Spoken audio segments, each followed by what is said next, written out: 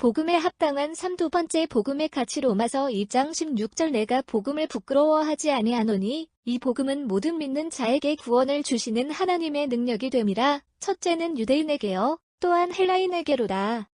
복음에 합당한 삶을 사는 것에 대해 영어 성경들은 그리스도의 복음의 가치에 맞는 태도로 사는 것으로 번역합니다. 일반적으로 목회자는 다른 사람들보다 거룩한 삶, 즉 다른 사람들과 구별된 인격과 삶을 살기를 기대합니다. 목회자는 하나님의 말씀을 해석하고 가르치는 사람들이기 때문입니다. 그래서 목회자의 잘못된 인격이나 삶은 곧 하나님의 말씀과 영광을 가리는 것입니다. 목회자가 거룩한 삶을 살지 못할 때 가장 먼저 청중들에 의해 거부되는 것은 설교입니다.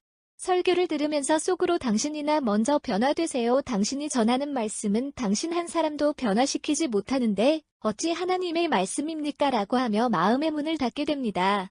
그래서 교회에서 분쟁이 생길 때 공통되는 현상은 목회자를 설교 강단에서 내리려고 다투게 됩니다.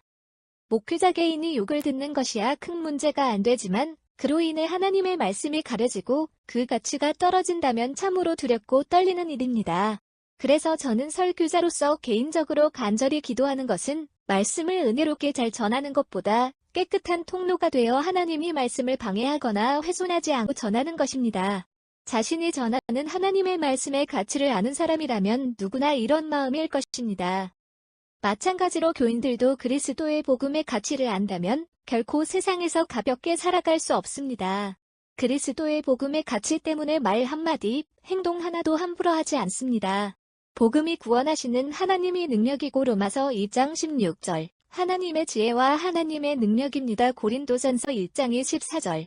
복음이 세상을 향한 하나님의 사랑이며 요한복음 3장 16절, 복음이 세상의 유일한 소망입니다. 골로새서 2장 23절.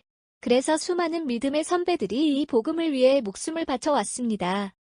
그리스도의 복음의 가치를 이해하지 못하고 함부로 살아간다는 것은 마치 목회자가 자신이 전하는 하나님의 말씀의 가치를 이해하지 못하고 함부로 살아가는 것과 똑같은 것입니다. 그래서 그리스도의 복음에 합당한 삶을 살기 위해서는 무엇보다 먼저 우리가 믿는 복음의 가치를 깊이 깨닫는 것이 중요합니다.